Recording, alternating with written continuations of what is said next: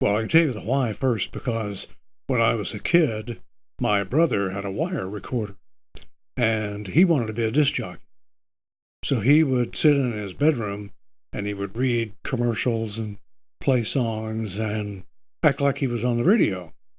And so I would watch him, and I did everything my brother did.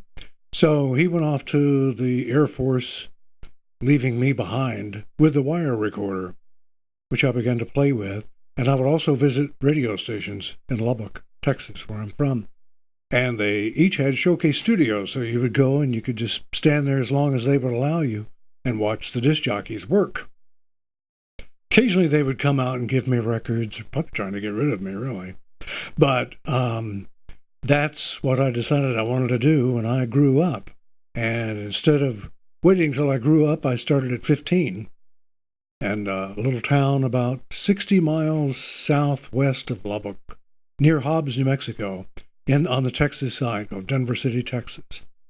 And the fellow that hired me told me later on that he had told his wife, he's too young, but he's so enthusiastic, I'm going to hire him anyway. So that's where I started 52 years ago. Well, let's see. It was Denver City to Lubbock to Kansas City to Wichita to Louisville to San Diego, back to Louisville, to Kansas City again, then New York, Nashville, Wichita again, Tulsa, and here. And I've lived in 34 homes. Is Deborah going to see this? It's hard to say because best moments can be broken down into so many different things. I've got some highlights of people I got to meet that I thought were really neat. George C. Scott. I saw him at the opening of the Patton Museum in Fort Knox back in 1970. That was a hoot.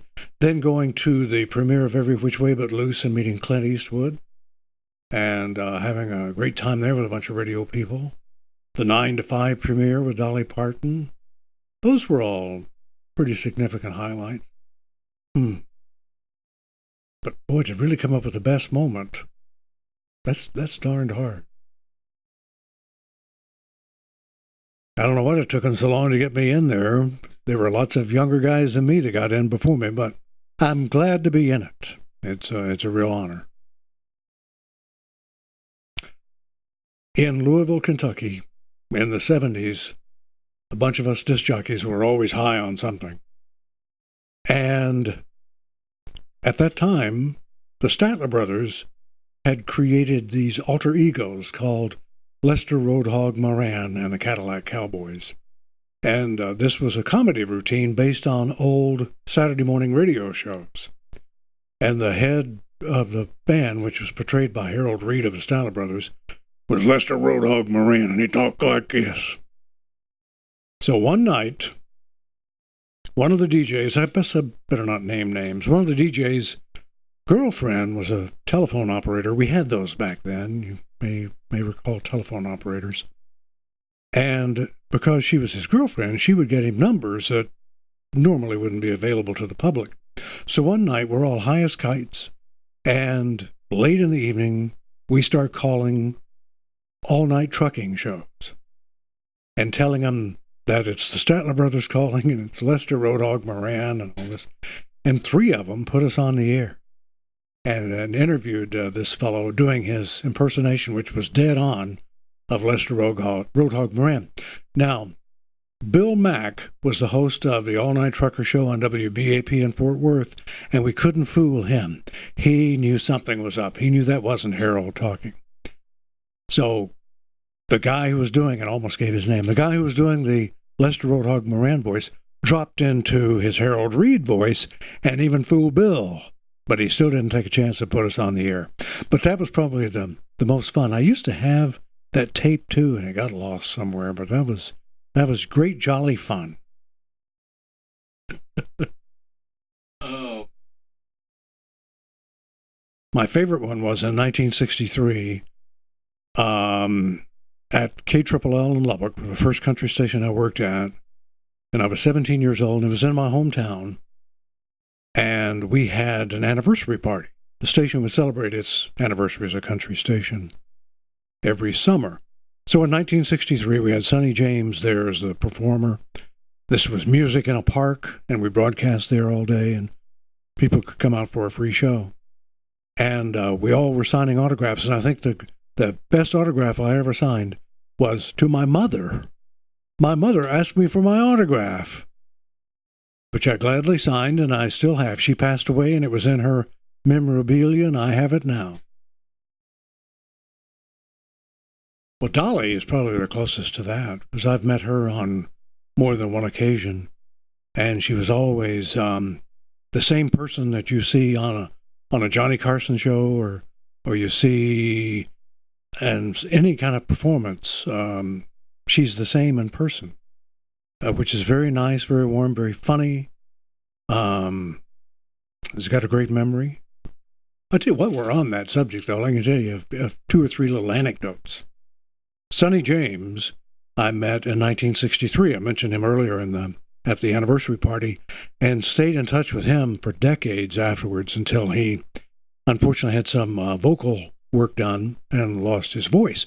But every year at Christmas time, he and his wife Doris always sent to me this big flower arrangement to be on the table. It was a tradition, not just to me, but to several DJs he met over the years. But he never missed a Christmas up until he essentially retired from the business.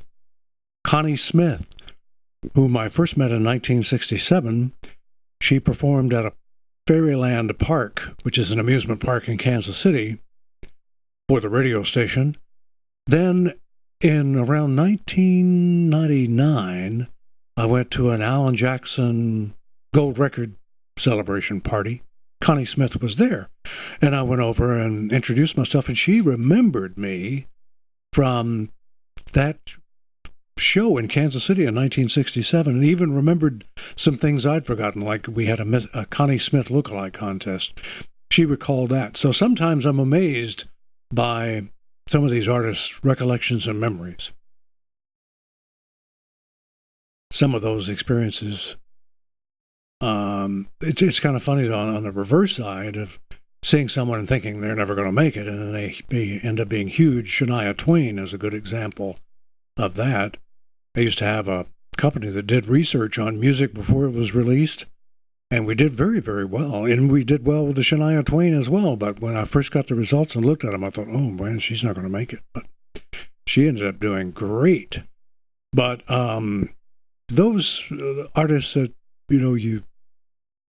Garth Brooks is an example. Now, I don't know anyone that probably said he's not going to be a star.